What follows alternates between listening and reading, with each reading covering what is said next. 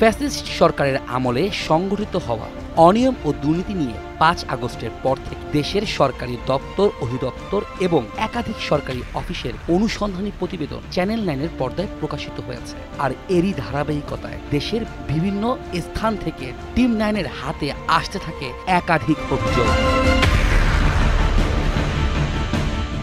দর্শক, এবারের পর্ব আমরা সাজাবার চেষ্টা করেছি আপনাদের পাঠানো কিছু অভিযোগের ভিত্তিতে।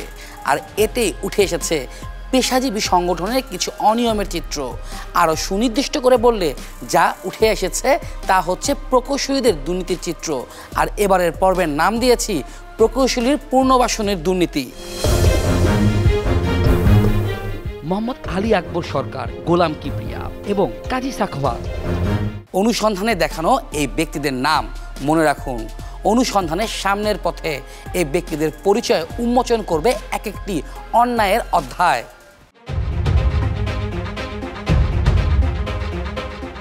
পুরাতন রমনা থানা এলাকায় আমাদের যাত্রা। আপনাদের দেওয়া তথ্য যাচাই করার জন্য এক ব্যক্তির সাথে দেখা করতে হবে, যার নাম হানিফ, পেশায় একজন প্রকৌশলী। হানিফের আরও একটি পরিচয় হচ্ছে তিনি পেশাজীবী বাংলাদেশ ডিপ্লোমা ইঞ্জিনিয়ার ও ডিপ্লোমা ইন আর্কিটেকচারদের পেশাদার সংস্থা ইনস্টিটিউট অফ ডিপ্লোমা ইঞ্জিনিয়ার বা সংক্ষেপে IDEB একজন সদস্য ও নির্বাচিত নেতা। আপনাদের অনুসন্ধানী মনে ইতিমধ্যে প্রশ্নের দেখা দিয়েছে, ঠিক কী কারণে আমরা অনুসন্ধানের শুরুতেই এই হানিফের সাথে দেখা করছি। আদতে হানিফ একজন প্রকৌশলী, এছাড়াও তার আরও একটি পরিচয় রয়েছে, তিনি ডিপ্লোমা প্রকৌশলীদের নিয়ে গঠিত সংগঠনের নেতা। আমরা এই হানিফের কাছেই জানতে চাই ৫ আগস্টের পূর্ববর্তী ও পরবর্তী এই সংগঠনের কি অবস্থা হয়েছে, তার সত্যতা। শুরুতেই প্রশ্ন ছিল সাখওয়াত এবং গোলাম কিবরিয়ার এই ডিএবের কমিটি নিয়ে। এতে উঠে আসে ডিএবের কমিটি 2018-র পর থেকেই চলছে অবৈধভাবে, কোনো স্বীকৃত কমিটি ছিল না। এক পর্যায়ে 2018-তে গোপনে তারা সংগঠনটা করলো, ডিএবের একটা আহ্বায়ক কমিটি করছে, যেটা আমরা জানি না। 18 সাল থেকে এই কমিটি গোপনে কার্যক্রম করছে, আমার সাথে ওদের কোনো সম্পর্ক নেই, যোগাযোগও নাই। ডিএবের যারা কমিটিতে ছিল, বিশেষ করে সাখাওয়াত এবং সভাপতি যে ছিল শান্টু, তাদেরকে ডেকে আমরা 3 জনকে গুলশান অফিসে বসে এক করে দিল। ওই সাখাওয়াত আগের মতোই একলা চলো নীতিতে গেলেন। ৫ আগস্ট পরবর্তী সময়েও এই সাখওয়াত ও গোলাম কিবরিয়া নিজেদের স্বেচ্ছাচারিতা প্রকাশ করেছেন এবং কেন্দ্রীয়ভাবে দায়িত্ব পাওয়া এই হানিফের উপরে হামলাও চালিয়েছেন। এছাড়া নিজেদের মন গড়া কমিটি গড়ে জামাত এবং বঙ্গবন্ধু ডিপ্লোমা প্রকৌশলীর সদস্যদেরকেও যুক্ত করেছেন এই কমিটিতে। রাতের আধারে তারা দুর্বৃত্ত দিয়ে আমার উপর হামলা করলো, ব্ল্যাকমেইল করে তারা আইডির বর্তমান কমিটিটা করলো। এই কিবরিয়া, গোলাম কিবরিয়া তার নেতৃত্বে এবং একদল ভাড়া করা গুন্ডা নিয়ে তারা আমাকে হত্যার উদ্দেশ্যে হামলা করলো। কিন্তু সেখানে এই সাখাওয়াত এবং তার সাথে যারা ছিল সবাই উপস্থিত ছিল। তখন পরের দিন তারা এই কমিটি গঠন করলো, গুরুত্বপূর্ণ লোকদেরকে সেখানে পুনর্বাসন করলেন। বঙ্গবন্ধু পরিষদের নামধারী, বর্তমানে ঐক্য পরিষদ নামে, তাদেরকে 8টা পদ দিয়েছেন।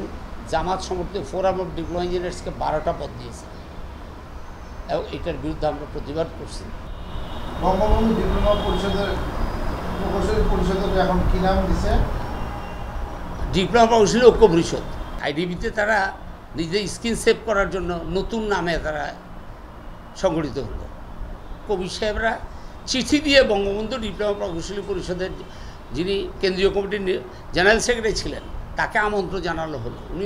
উনি কবি সাহেব তার বক্তব্য বললেন উনি জামাত এবং আওয়ামী লীগের সবাইকে নিয়ে উনি অগ্রসর। জয়েন্ট সেক্রেটারি একজন, নির্বাহী কমিটির সদস্য, অন্যান্য সম্পাদকীয় পদ সহ 9 জন সদস্যের এই গঠনতন্ত্র অনুযায়ী তাদের রিকোয়ারমেন্ট এজ নাই।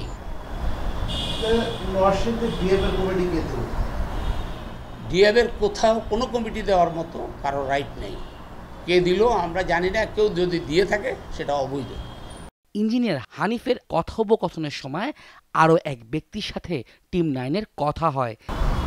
আমি engineer Mohammad Khademul Haque, diploma engineers association of Bangladesh ডিএবের প্রতিষ্ঠাকালীন সিনিয়র যুগ্ম মহাসচিব। জাহিদ স্যারের ওইখানে নির্দেশ ছিল যে আজ থেকে আর কোনো নতুন কমিটি, নতুন কোনো ডিএবের, যেহেতু ডিএবের কার্যক্রম বন্ধ, তাহলে তারা আর কোনো নতুন কমিটি দিতে পারবে না। কিন্তু সেইখান থেকে বের হয়ে আসার পরই আপনার যখন ম্যাডাম চলে গেল, ম্যাডামের সাথে জাহিদ স্যারও চলে গেল, তখন এই সুযোগটা ওরা কাজী সাখাওয়াত হোসেন এবং সাইফুজ্জামান শান্টু নিয়ে নিল। নিয়ে এই কয়েকদিনের মাঝে তারা আওয়ামী লীগের পেশাজীবী সংগঠন বঙ্গবন্ধু ডিপ্লোমা প্রকৌশলী পরিষদের অসংখ্য নেতাকে ডিএবে পুনর্বাসন করেছে কমিটিগুলা দিয়ে। স্কুতে 20/3/2025 একটা ডিএবের কমিটি দেয় সাখাওয়াত ভাই এবং শান্টু স্বাক্ষরিত। সেইখানে আপনার এই কমিটিতে 4 জন, কমিটিটাই হলো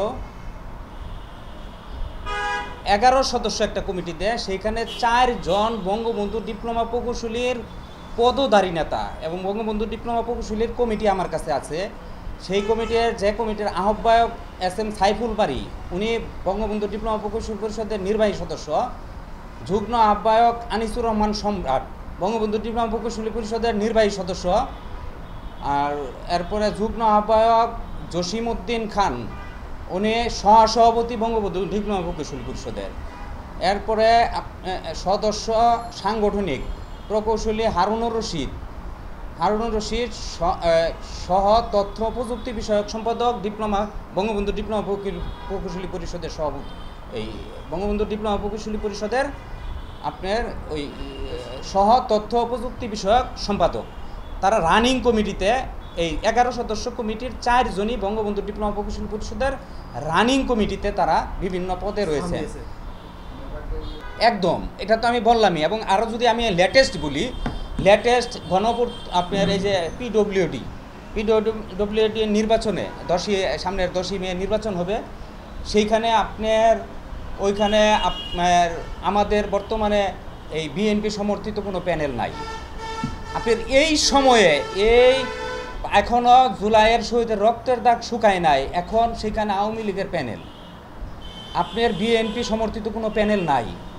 এর চাইতে আর উদাহরণ কী হইতে পারে? সেখানে আপনার সবচেয়ে বড় আওয়ামী লীগার এই আলী আকবর সরকার এখন উনি প্যানেল দিছে, উনি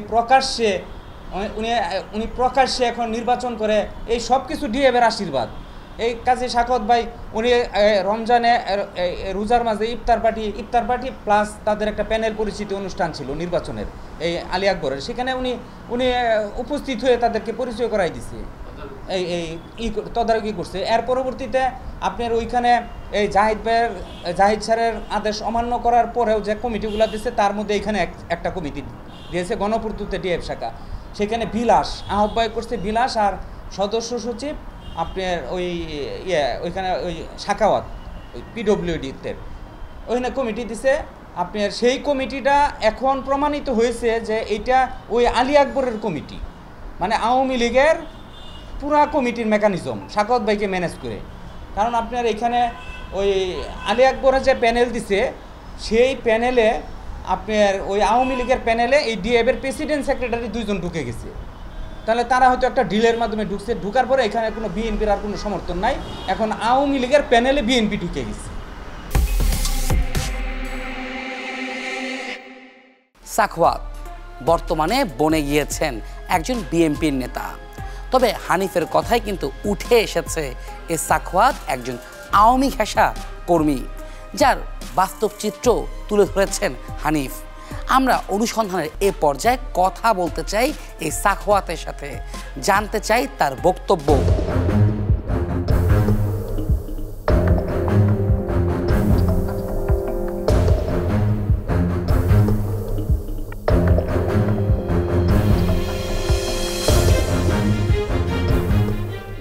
ফ্যাসিস্ট আওয়ামী লীগের মদতদাতা প্রকৌশলীদের পুনর্বাসন নিয়ে প্রশ্ন করতে রীতিমতো দাবি করে বসলেন এই সাখাওয়াত। তিনি বিষয়টিতে নজর রাখছে যাতে কেউ এমন ঘটনা না ঘটাতে পারে। 5 আগস্ট পরবর্তী সময়ে নতুন জায়গায় নতুন কোনো কমিটি দেওয়া হয়েছে ডিএফ থেকে বিভিন্ন? হ্যাঁ, আমাদের চলমান প্রক্রিয়া অব্যাহত আছে।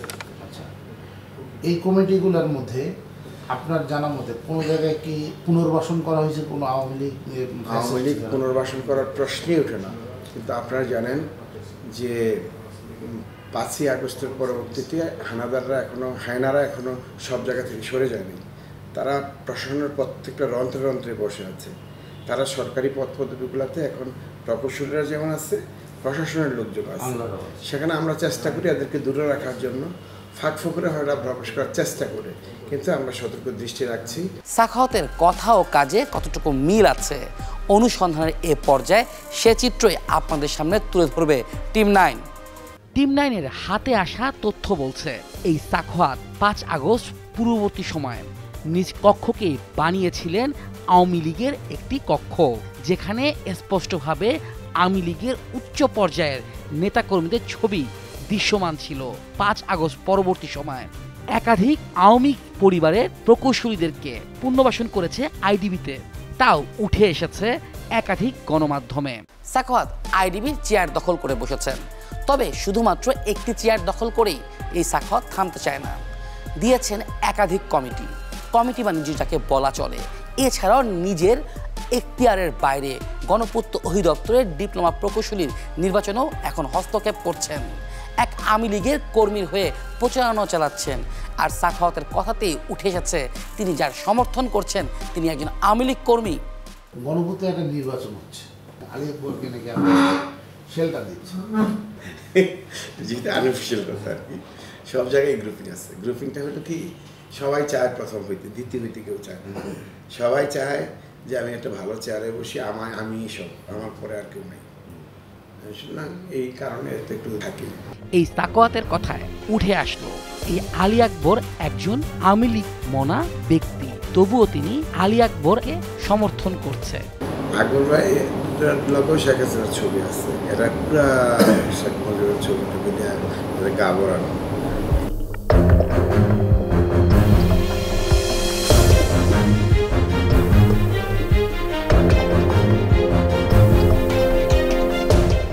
অনুসন্ধানের এ পর্যায়ে সাখাওয়াতের আরেক সিন্ডিকেট মেম্বার গোলাম কিবরিয়ার সাথে আপনাদের পরিচয় করাবো, যিনি চাকরি করেন ঢাকা দক্ষিণ সিটি কর্পোরেশনে। প্রয়াত সরকারের মেয়র তাপসের সামনে নিজ সন্তান দিয়ে গান গাইয়ে বাগিয়ে নিয়েছিলেন দুর্নীতির সার্টিফিকেট, যার বলে গড়েছেন নানা অনিয়মের ইতিহাস। গোলাম কিবরিয়া সাখাওয়াতের অন্যতম সিন্ডিকেট মেম্বার। তিনিও সাখাওয়াতের সাথে পুনর্বাসন প্রক্রিয়ায় মনোযোগী হয়েছেন। বর্তমানে কর্মরত রয়েছেন ঢাকা দক্ষিণ সিটি কর্পোরেশনে। তার অভিযোগগুলো উঠে এসেছে এই হানিফের কথোপকথনে। এই গোলাম কিবরিয়া রুবেলের বিরুদ্ধে ওনারা অভিযোগ করলেন। কী অভিযোগ? যেটা আমি জানতে পারলাম যে গোলাম কিবরিয়া রুবেলের শিশু সন্তানকে দিয়ে শেখ মুজিবের জন্মদিনে গান গাওয়াইয়া ফজলেনুর তাপস দক্ষিণ সিটি কর্পোরেশনের মেয়র তার স্টেজে গান গাওয়াইয়া ফজলেনুর তাপসকে সন্তুষ্ট করছেন। সন্তুষ্ট করে উনি ফজলেনুর তাপসের বিশ্বস্ত অনুচর হয়ে গেলেন। কেশিয়ার হিসেবে অনেকে বলে কেশিয়ার ছিলেন, এবং উনি অজস্র সুযোগ সুবিধা নিয়েছেন, অজস্র সম্পদ অর্থের মালিক হয়ে গেলেন, এবং সেই দিয়ে উনি আইডিবিতে গুন্ডা পান্ডা নিয়ে এই বর্তমান আইডিবি দখলের জন্য উনি অন্যতম ভূমিকা পালন করলেন। এবং ওনার সাথে আরও 2-4 জন যারা আছে তাদেরকে আমরা চিনিও না, আইডিতে কখনো দেখিও নেই। এছাড়াও অভিযোগ রয়েছে এই সাখাওয়াত আইডিবির চেয়ারে বসেই কোটি টাকা কামিয়েছেন 5 আগস্ট পরবর্তী সময়ে। এছাড়াও এই কিবরিয়ার বিরুদ্ধে রয়েছে হত্যা মামলার অভিযোগ। গোটা অনিয়মের বিষয় নিয়ে আমরা এই কিবরিয়ার সাথে কথা বলতে চাই। যেতে হবে দক্ষিণ সিটি কর্পোরেশনে।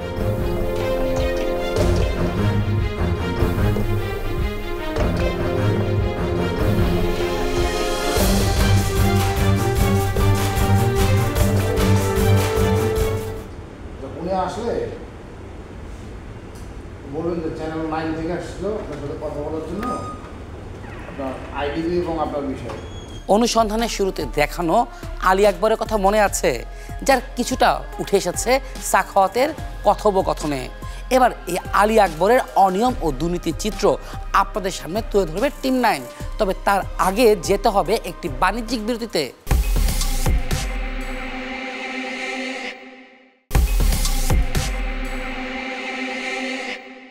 বিরতির পর আপনাদের সকলকে আবারও আমন্ত্রণ জানাচ্ছি। এবার আপনাদের নিয়ে যাব গণপূর্ত অধিদপ্তরে। এখানকার এক প্রকৌশলীর অনিয়মের চিত্র এবার আপনাদের সামনে তুলে ধরবে টিম 9। মোহাম্মদ আলী আকবর সরকার গণপূর্ত অধিদপ্তরের একজন প্রকৌশলী। টিম 9-এর হাতে আসা তথ্য বলছে এই প্রকৌশলী বিগত সরকারের আমলে বঙ্গবন্ধু পিডব্লিউডি ডিপ্লোমা প্রকৌশলী পরিষদের 2019-21 সালের যে কমিটি হয়েছিল সেই কমিটির সহসভাপতির দায়িত্ব পালন করেছেন। আর এই দায়িত্বের বলেই তিনি দুইবার নিজের বদলিও আটকিয়ে দিয়েছিলেন। তবে রহস্যজনক বিষয় হচ্ছে চলতি মাসের 10 মে পিডব্লিউডির যে নতুন কমিটির নির্বাচন হচ্ছে সেই কমিটিতেও এই আলী আকবর সরকার নির্বাচন করছে। তা কিভাবে সম্ভব তা অনুসন্ধানের প্রথম অংশেই দেখেছেন। সাখোয়াত নামের আইডিবির নেতা তার পৃষ্ঠপোষকতা করছে। আমরা কথা বলতে চাই এই আলী আকবরের সাথে, তবে তাকে তার নিজ কক্ষে পাওয়া যায়নি। আপনার অনুসন্ধানী মনে প্রশ্নের দেখা দিয়েছে কি করে এত অনিয়ম করা সম্ভব। তবে এখনও অনেক কিছুই দেখা বাকি আপনাদের। অনুসন্ধানের এ পর্যায়ে আপনাদের সামনে তুলে ধরব অবৈধ কমিটি বাণিজ্যের চিত্র। তবে তার আগে যেতে হবে আরও একটি বাণিজ্যিক বিরতিতে।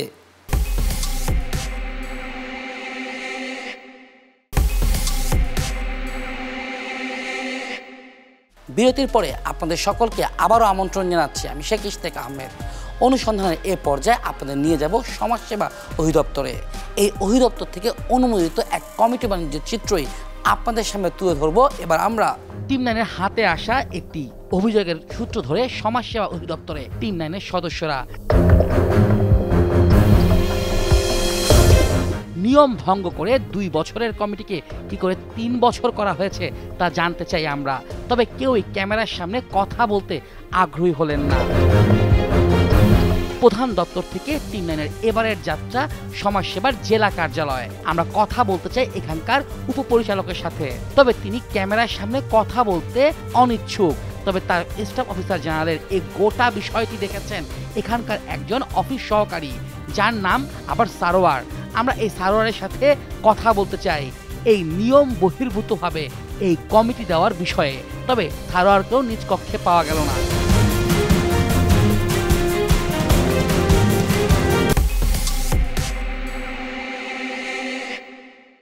দর্শক, এরকম অনিয়ম ও দুর্নীতি আপনার চারপাশে প্রতিনিয়তই ঘটছে।